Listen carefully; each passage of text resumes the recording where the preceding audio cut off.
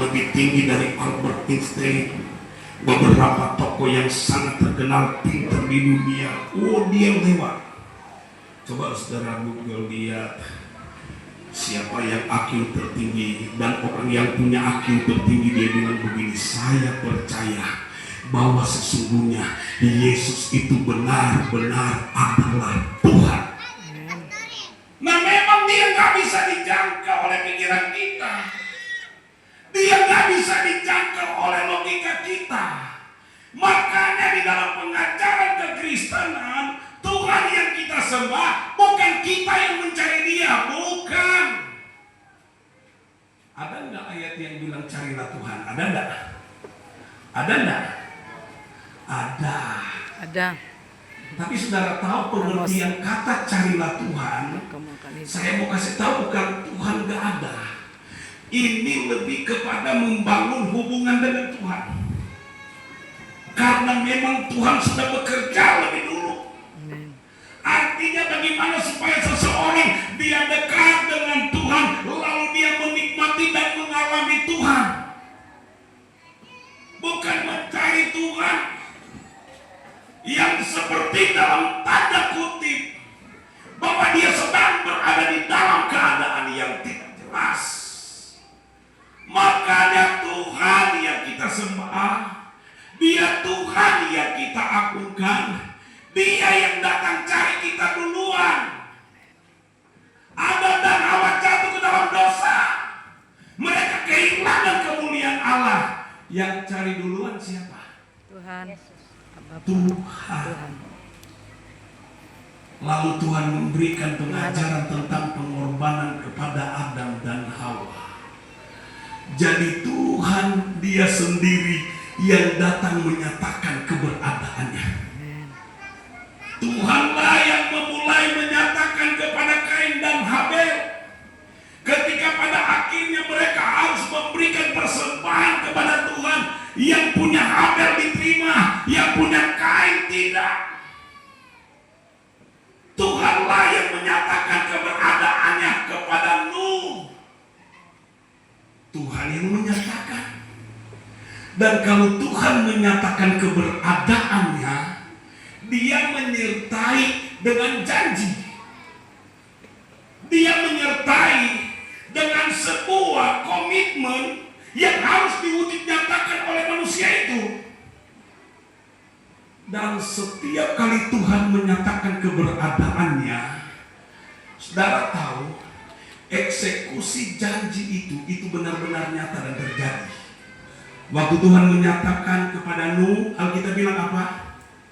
Lalu Nuh mendapat kasih karunia.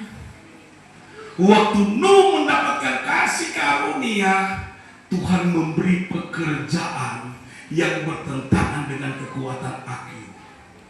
Manusia semua melakukan hal yang jahat, hal yang tidak benar, dan Tuhan berfirman kepada Nuh, buat batra, aku akan nyatakan kuasaku kepada semua manusia.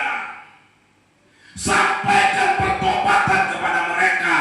Kalau enggak bertobat, air bah akan melanda mereka. Saudara dengar, saya percaya bahwa ketika Nuh dia lagi membuat batra, sosialisasi dengan masyarakat itu tetap terjalin. Perjumpaan satu dengan yang lain dengan orang-orang yang dikenal oleh Nuh terjalin. Dan ketika sosialisasi itu terjalin, Nuh bercerita tentang Tuhan itu. Mau bertobat bro? Kenapa? Aku disuruh Tuhanku untuk buat batra di atas gunung. Orang-orang bilang, Nuh seno. Nuh gila. Harusnya buat batra di mana? Di pinggir pantai, di pinggir danau. Ini batra gak kecil, gede. Mau pakai apa? Mau kaset turun. Saudara, kalau lihat di YouTube ketika orang membuat kapal, itu untuk diturunkan pun beresiko.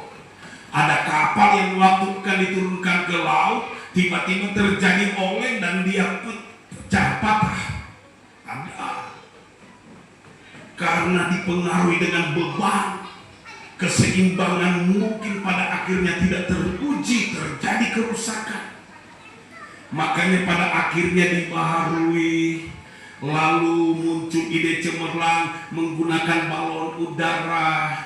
Sebelum diturunkan, ditiup balon itu, lalu diturunkan pelan-pelan, didorong pakai deser.